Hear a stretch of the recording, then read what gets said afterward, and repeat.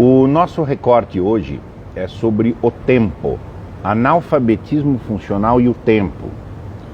Para a gente bem falar dessa perspectiva do tempo, precisamos atentar que a inteligência, uma pessoa inteligente, de uma certa forma de você expressar o que é uma pessoa inteligente, é uma pessoa que faz uma boa gestão do tempo.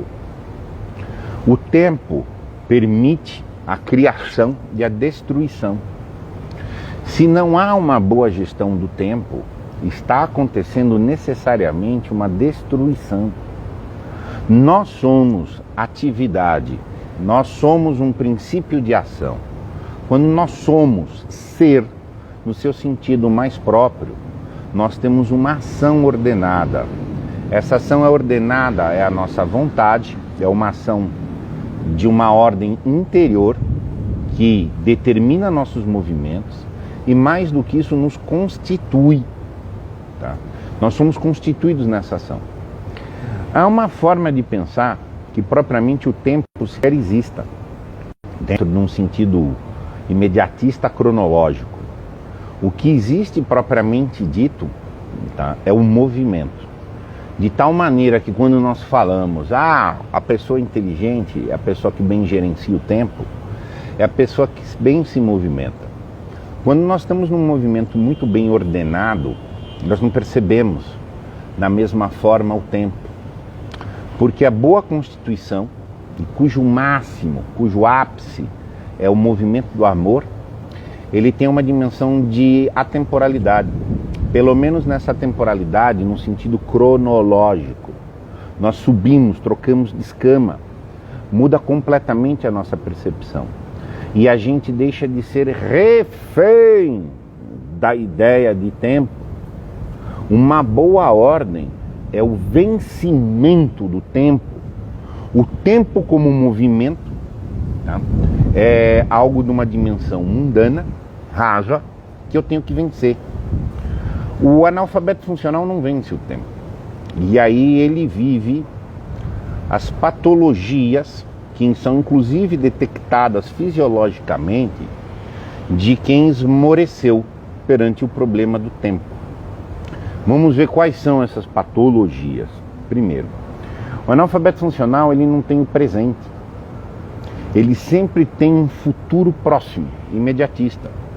Você começa a falar com ele uma coisa porque ele não consegue estar no presente. Estar no presente é uma presença consigo e de tal maneira que eu presente comigo consigo estabelecer vínculos e relações de percepções objetivas da alteridade.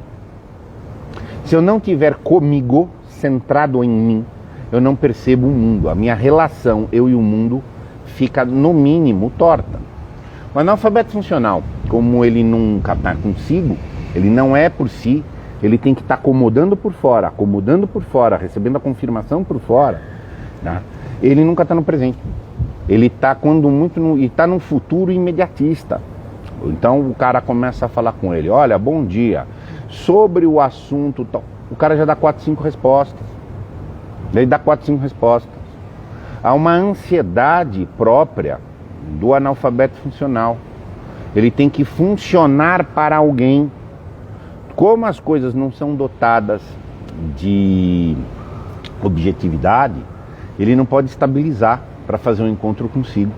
Ele sempre está num psiquismo, o que vão querer, o que é para fazer, o que eu devo fazer. Ele não tem a pergunta, o que é que se fala, o que é o assunto, o que é esse encontro com a realidade aqui. Não, o que eu preciso fazer, o que eu preciso fazer, o que eu preciso fazer. E isso já coloca o camarada numa estrutura de ansiedade muito grande. São extremamente ansiosos. Por quê? Porque a ansiedade é um princípio de senso, de falta de controle e medo, gente. Então, essa é a estrutura central aí que está no analfabeto funcional. Então, ele sempre está no futuro próximo, nunca aqui. Aí, quando o camarada não está aqui, e como dessa maneira o jeito de progredir, ordenar um futuro criador, evitar o tempo destrutivo e criar o tempo criador, é nós estarmos aqui no presente. A minha plena atenção no momento presente me estabelece, essa é a grande questão, ela me constitui de tal maneira que eu vivo o presente e crio as condições de progressão para frente. Então assim, como o analfabeto funcional não está no presente, ele está ansioso, ele fica respondendo com um consequencialismo muito alto e a progressão dele normalmente é inexistente, né, gente? Na maioria das vezes o analfabeto funcional, ele fica naquele giro. Atenção. A atenção é outra, como eu já adiantei, é outro viés de você ver o não controle do tempo. Você perde o tempo presente. Então não está atento. É outra forma de você verificar isso. Tá? Você perde o sentido dessa presença porque você não está atento. A atenção tem que ser muito desenvolvida, gente. Tem que ser muito desenvolvida. Vamos lembrar uma coisa. Nós somos animais, nascemos com necessidades animais para ser supridas. Na dimensão animal nós somos reativos, nós temos tudo para ficar no espírito da luta e da fuga. Tá? E aí é a ansiedade mesmo. O bicho está o dia inteiro ansioso, gente. Nesse sentido de, o que eu defendo, qualquer coisa é ameaça ou é algo para eu confrontar. É essa ansiedade. Para a gente superar isso é com atenção.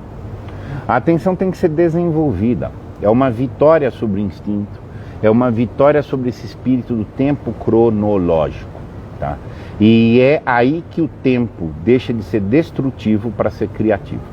Outra perspectiva para você ver um vício na gestão do tempo, tá? É o tédio. O tédio é um problema de perda do tempo. O tédio é uma forma de desatenção que não foi drenada para a ansiedade. Ela pega outra bifurcação. Uma bifurcação, ansiedade ou tédio. O tédio é uma antessala de uma tristeza, é uma antessala de uma angústia. Ele indica que eu não estou no presente. Eu estou fazendo a coisa lá, tal, e que tédio. Eu saí de um hábito, eu estou numa rotina. A rotina é uma perda para o tempo. Eu perdi. Eu estou simplesmente fazendo uma ação sem o princípio constitutivo, sem o princípio de ação, etc. Então, eu estou perdendo tempo e não estou empatando. Essa ideia do empate tem que ser bastante demovida. Nós nunca paramos. Desde que nascemos, nós nascemos com um princípio de inércia dentro de nós. E nós temos um processo de crescimento e corrupção que ele vai acontecer. Nós temos isso no corpo, nós temos por igual um processo de maturação que vai acontecer.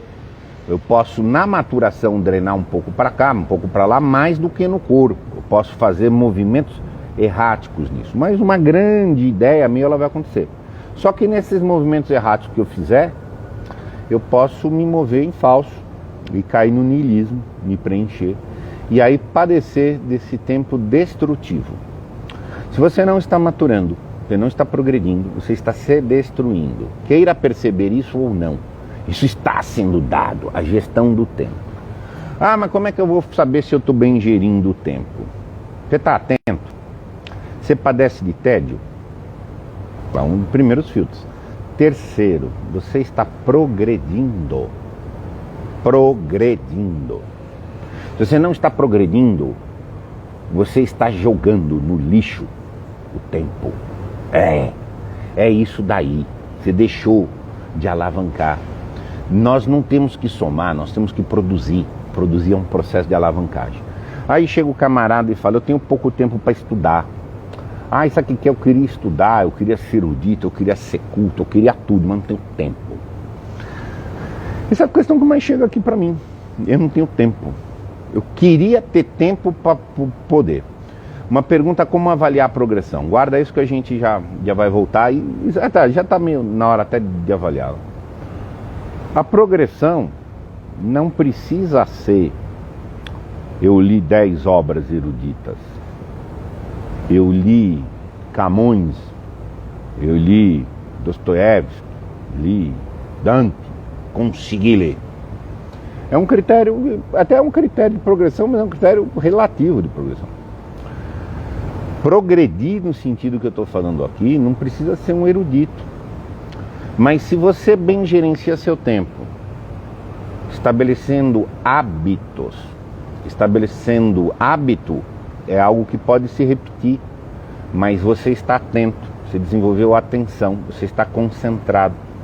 Naturalmente você está se desenvolvendo, você está percebendo mais.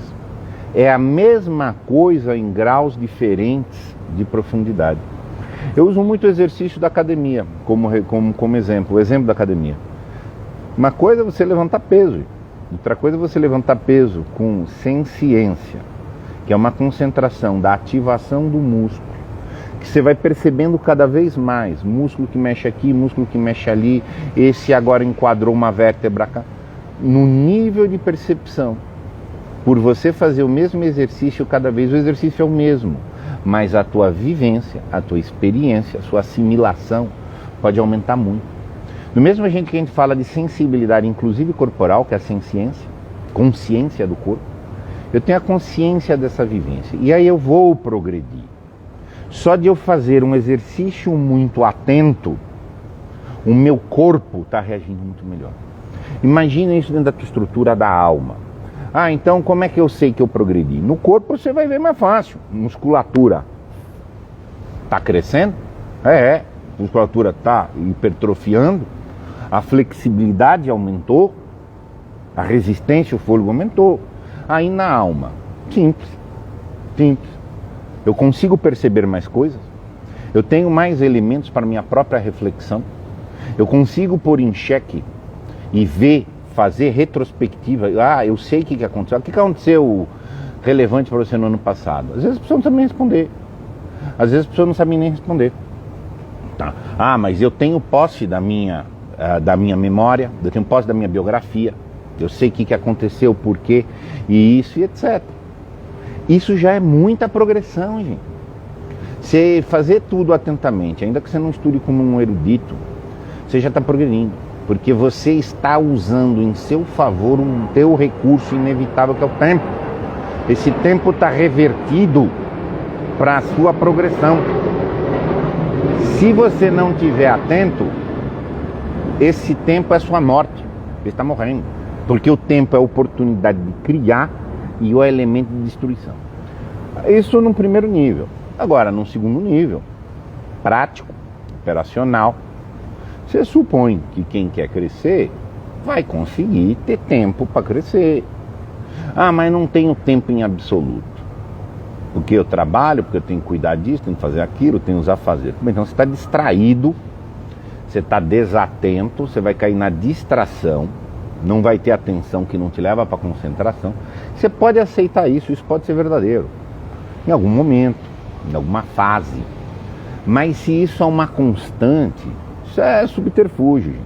Isso é meramente um subterfúgio. Eu queria, mas eu não posso. Tem um bode expiatóriozinho. É óbvio que eu queria progredir, mas não tenho tempo. Não tem tempo? Não tem. Aí você vai ver as pessoas cheias de tédio. Normalmente o cara cheio de tédio usa até esse subterfúgio. O cara tem objetivamente uma quantidade de tempo disponível, mas ele não aloca em nada. A não ser na diversão, na futilidade, etc. Ele fica com tédio. Tá? A Thaís está colocando aqui, o importante é a constância, ao menos 1 hora por dia, para estudar qualquer coisa, para estudar qualquer pessoa tem. Exato. Eu estudei muito em ônibus, gente. Hoje eu moro e estudo num lugar, mas por muito tempo não. Que eu estudava em ônibus, nossa senhora, que eu estudei em ônibus, em metrô, que eu tenho de hora de ônibus, em hora de metrô aqui em São Paulo, é absurdo, é hora de estudar. Não é a mesma oportunidade, não é a mesma qualidade que você sentar num ambiente reservado e fazer. Tá entendendo? Agora, eu não tenho nenhum tempo de estudar, mas marolinha, se falar numa fase pontual, vai lá. Mas o Olavo fala que quem consegue alocar 1 hora de estudo anda bem. O Pierluigi Piatti critica a escola porque a escola, entre outros malefícios que pode trazer, pode roubar o tempo para a pessoa estudar. O cara não tem tempo para estudar porque tem que ir para a escola. Aí você vê aquela coisa, o cara fala, não, eu queria ter tempo de estudar, tal, mas então, não, eu já estou enchendo meu tempo de estudo, porque eu faço curso, faço isso, faço aquilo, mas agora você estuda. Estudo é solidão, gente. Só estuda na solidão. E esse tempo de solidão, tempo de estudo é tempo de solidão. É ali que você concentra. É ali que você consegue não ficar distraído. Porque nas outras horas, é a hora de estudo que vai valer para você assimilar mais, mas ela vai te capacitar para quando você estiver nas outras experiências, ali dos outras atividades da vida, tudo que você está fazendo, você também fazer com concentração. Aprenda a concentrar 1 hora por dia, pelo menos. Ler, entender, ver, a hora de tenta ter um silêncio, porque você vai levar essa atitude para o resto. Tá? Vamos lembrar uma coisa, a gente tem que ler texto, não só porque o texto está carregando, vai dizer para nós, é para a gente absorver, tá? É para nós absorvermos a atitude leitora. Essa atitude leitora para ler a textura da vida, todo o tempo do mundo. Quando a atitude leitora está ocorrendo lucidamente de todas as vivências e experiências, a consciência vai expandir naturalmente, mesmo na hora que a gente dormir. Porque na hora que a gente dormir, o cérebro vai preservar e vai buscar aquilo que foi relevante, aquilo que foi digno de atenção lúcida, vai colocar na memória de longo prazo e vai fazê-la trabalhar. Esse encontro vai acontecer até na hora que a gente estiver dormindo. Agora, se o tempo foi aporcalhado, a experiência temporal foi aporcalhada, você dá pouco insumo para a própria atividade cerebral bem trabalhar. E aí é que o processo de progressão não ocorre. Imensa parte da progressão ocorre à noite, na hora de dormir. Porque quando você está concentrado, atento, aquilo tem uma relevância que Aristóteles ia chamar do maravilhamento do encontro com a realidade, e que hoje a neurociência dá um outro tratamento, mas ela dá uma explicação fisiológica muito lúcida. Tem os tipos de sono e o momento em que o sono faz o descarte. É muito tédio, o sono descarta. É muita situação sem atenção, o cérebro também vai descartar durante o sono. E aí está o princípio da progressão. Tá? Então é isso. Diria Confúcio: transportar um punhado de terra todos os dias e fareis uma montanha. Exato. O importante é estar progredindo. Tempo, ele nos constitui, ele nos mata. É, isso mesmo, destrói. O trem está passando, ó, meu. Se não entrar na ordem, o trem passa em cima de você. Essa que é a verdade. Agora tem que optar o trem para te levar, não tem que levar. Tá entendendo? Isso é fácil, gente. Caras, muito obrigado, tá? E até mais.